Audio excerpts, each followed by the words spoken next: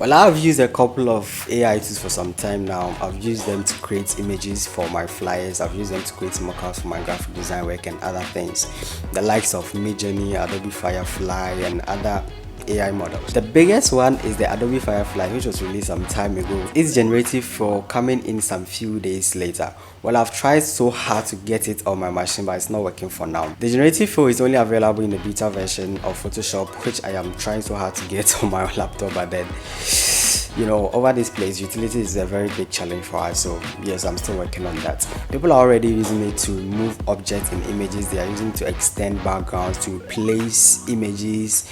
They are using it different ways. I can just wait to get my hands on it to explore it further.